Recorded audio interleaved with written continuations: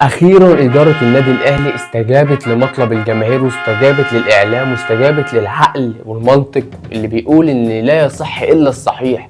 مدير فني ما عندوش أي حاجة، لا فكر ولا خطة ولا تكتيك ولا رؤية ولا ثقة ولا شخصية ولا عنده أي حاجة. كان لابد من رحيله فورا من بعد كأس العالم، ولكن صبروا عليه أكتر من اللازم لحد ما ضيع نقاط كمان في الدوري، بجانب ان هو ضيعنا اصلا في كاس العالم في مجموعه كانت الاسهل ان احنا نصعد للدور الثاني على الاقل. اتمنى دلوقتي وده الاهم، سهل جدا تمشي مدرب ولكن صعب تجيب مدرب وسي قوي يرضي طموحاتك ويرضي طموحات جمهورك. بنطالب ان يكون في مدير فني اجنبي صاحب سي قوي يا كابتن محمود يا خطيب، سي قوي سي قوي سي قوي، شخصيه قويه، حاجه زي مانويل جوزيه، حاجه زي مارك روزا، حاجه زي رينارد كده مدرب السعوديه والمغرب سابقا. عايزين مدرب تقيل، واحد ممكن تجيب لي كيروش، انا ما عنديش مشكله، كارلوس كيروش شخصيه قويه يقدر يتعامل مع النجوم. انت عاوز واحد فوق اللعيبه دي، واحد نجوميته اقوى من اللعيبه زي تريزيجيه ولا زيزو ولا بن رمضان ولا بن شرقي ولا غيرهم. واحد يكون قوي يقدر يتحكم، واحد لما يقول لي ده اقعد او ان ده ما يلعبش او يزعق لده او يتكلم مع ده، اللاعب ما يقدرش يرفع عينه في عينه، ما يقدرش يتكلم ويقول حاجه. فنتمنى ان يكون في مدير فني قوي. سيبكوا بقى من اللي بيتكلم ويقول لك علي ماهر يجي، اللي يقول لك عماد النحاس يمسك، اللي يقول لك حسام البدري يرجع. الكلام ده كله ما ينفعش مع النادي الاهلي. معانا فتره توقف لمده اسبوعين، من الافضل ان يكون في مدير فني النهارده قبل بكره عشان خاطر يقدر يجي ويشوف اللعيبه، يقدر يقعد مع اللعيبه، يقدر يتعرف على اللعيبه وامكانيات اللعيبه. 14 يوم مده مش قليله خالص، يقدر المدرب يعرف الدنيا فيهم ويقدر يقول للعيبه افكاره ويقدر يدرب اللعيبه على حاجات وجمل، نقدر نشوف واحده واحده الدنيا هتمشي ازاي. سيبك من اللي يقول لك استنى ليناير، احنا مش هينفع نستنى شهر يناير، مش هينفع نجيب مدرب مؤقت وتجربه جديده وخابت او يا خابت يا صابت، ما ينفعش الكلام ده يا كابتن محمود. ما عادش وقت، احنا خسرانين 5 نقاط في اول 4 مباريات في الدوري، دي مصيبه كبيره ودي كارثه كبيره.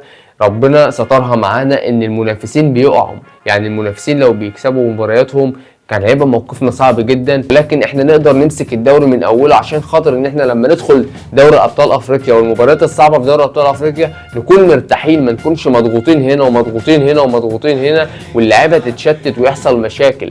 فنحسم الدوري بدري، يبقى مدير فني تقيل يا كابتن محمود يا خطيب. احنا مش عايزين اكتر من كده، مدير فني تقيل، ادفع واصرف، معاك رجال اعمال ومعاك شركه الكوره ومعاك النادي الاهلي، مفيش مشكله نجيب مدير فني تقيل ونديله. ما احنا بندفع شروط جزائيه للمدربين ما لا يصلحوا، مدربين بييجوا ياخدوا ملايين الدولارات وبياخدوا شروط جزائيه وفي الاخر النتيجه صفر، ما بيعملوش حاجه. ان الاوان بقى نحط مبلغ كبير في مدير فني كبير يكون قد الثقه وما يكونش مدير فني تجربه. ما عادش ينفع التجارب دي قلنا سيبوها للانديه اللي بتنافس على الهبوط واللي بتنافس في وسط الجدول، لكن النادي الاهلي لا له حقل تجارب ولا يصلح لتجربه، وما ينفعش ان يكون النادي الاهلي مجال للتجربه او ان احنا نجرب فيه. قعدوا يتريقوا ويقول لك الاهلي خسر من بيراميدز والاهلي شال من بيراميدز وكارتي كارتي كارتي كارتي كارتي على راي خالد الغندور ومش عارف مين وشماته، اللهم لا شماته، والدنيا تمام. قلنا لهم اصبروا اما تلعبوا وادي دجله هتكسبوا ولا هتعملوا ايه، ولكن هم الانعاره الفارغه مسكتهم وسابوا فرقتهم كالعاده ومسكوا في النادي الاهلي وتحفيل بقى على النادي الاهلي. الناس اللي لما فرقتها بتكسب ما بيفرحوش قد ما بيفرحوا لما النادي الاهلي بيخسر، ودي الحقيقه وده الواقع اللي احنا بنشوفه من يوم ما الواحد تابع كوره، من يوم ما الواحد ظهر على وش الدنيا وهو بيشوفهم كده ما بيفرحوش غير لما النادي الاهلي بيقع او بيخسر، ولكن دايما فرحتهم بتبقى قليله لما فريقهم بيكسب. وده سبحان الله ما بيشوفوش في اي حته في العالم، فرقه فرحت وشمتت والانعاره الفارغه مسكتهم لما الاهلي خسر من بيراميدز، لكن سبحان الله واللهم لا شماته والدنيا فعلا دواره. يشاء القدر انه بعدها ب 24 ساعه او اقل من 24 ساعه يخسروا بفضيحه من فريق وادي دجله اللي لسه صاعد للدوري حديثا بهجماته وانفراداته وحاجات، يعني لولا محمد صبحي حارس مرمى الزمالك ولولا الرعونه في انهاء الفرص من لاعيبه وادي دجله كانت المباراه انتهت بنتيجه 4 أو 5 أو 6 لفريق وادي دجله.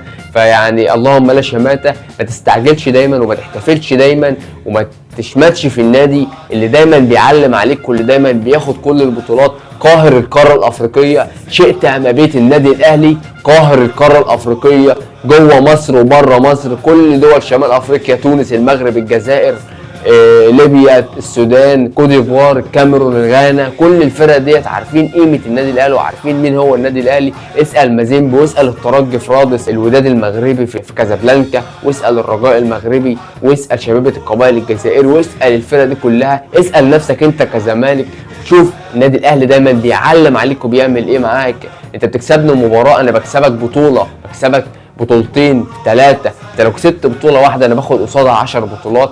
فما تشمتش في النادي الاهلي او ما تمسكش في النادي الاهلي. انا عذرك ان انت لما النادي الاهلي بيخسر انت بتشم نفسك وتقول يا رب يفضلوا كده على طول، ولكن النادي الاهلي لما بيقع بيكون ل 100,000 قومه، عكسك وعكس اي نادي تاني خالص. نادي الاهلي يمرض ولا يموت. نادي الاهلي خسر من بيراميدز ولكن راح على الجهاز الفني.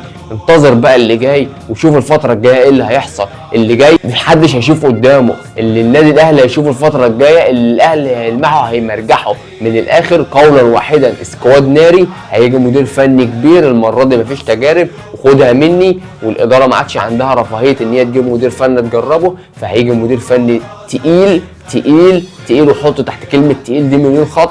هيبقى مع اللعيبه التقيله اللي موجوده. اتفرج بقى واتدلع. شفت اعتذار زيزو للجمهور الاهلي؟ طبعا دي بتوجعك من جوه، ان لاعب كان عندك نجم الاول، لاعب كان عندك هو اللي شايل فرقتك، يطلع يعتذر لجمهور النادي الاهلي، جمهور المنافس بالنسبه لك، ويقول لهم بنوعدكم ان الفتره الجايه هتبقى صعبه على كل الفرق المنافسه، بنوعدكم ان الفتره الجايه هناخد كل الاخضر واليابس في القاره، بطولات، كل البطولات هتبقى للنادي الاهلي.